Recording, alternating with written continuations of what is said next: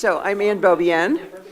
I'm a librarian emeritus, retired from the University of Michigan Library. I started in the reference department of the Graduate Library in January of 1971. At that time, the only computer in the library was the circulation system. ILL requests, interlibrary loan requests, were sent via teletype or typed forms and sent them in the mail. And research questions were answered in person, on the phone, and by mail. In 1985, every department got one Zenith computer. You can see how progressive it was. So everyone in the department shared it, and we learned word processing. Over time, technology changed the way people access information and the way people do their work. Materials started to become available online, indexes to periodical articles, the journal articles themselves.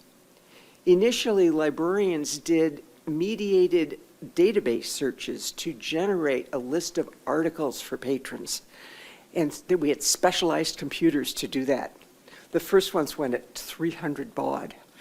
We were really excited when the next one went at 1,200 baud. Then there was OCLC in Ireland. OCLC was online listings of which libraries owned what material, which was a big improvement over going to bound volumes to look up who owned what. And OCLC had holdings from all types of libraries nationwide. Then the research library groups got their own system going, made of research libraries, and each had their own computer system with their own protocol. And we had one OCLC terminal that one person could use at a time, and one Ireland terminal that one person could use at a time, and we had to schedule all this. So in 1991, the World Wide Web was invented, and it was the beginning of the internet as we know today. The internet changed the way people searched for information. Credible sources were no longer of concern, and mediated database searching was no longer needed. At some point, every staff member got their own personal computer. It worked better that way. In 1996, the Internet Archive was created to provide free access to collections of digitized materials. This could be websites or software applications, music, AV. In the late 1990s, email changed the way we communicated with one another. 2004, Google Books scanned and converted to text using OCR most of the U of M collection and 4 other research libraries. Google Library Project aimed to make it easier to find relevant books, especially those out of print. They tried to respect authors and publishers' copyright and create a searchable virtual card catalog in all languages. There were some copyright issues. HathiTrust was a digital library founded by 12 Big Ten libraries and 11 libraries at the University of California. Huge repository of digitized materials in research libraries, internet archives.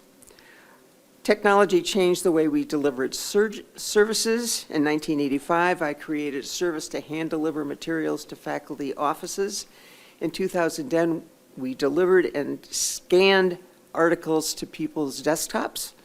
And for books, we developed a service to get books from other Big Ten libraries within 2 days, making software make the connections to our very different library systems, and the user could then figure out, is it available when I place the request? And it went unmediated. Technology improved services. I used interlibrary loan software to take work out of the system. We were able to process twice as many requests with no increase in staff because of the work that we had taken out. And later we made it easier for users to not figure out all the services one request form, and then the technology sends it to the right department. So during my career, I created 3 services that didn't exist because I saw a need. I expect and encourage you, when you do your career, to keep learning and keep open to new opportunities.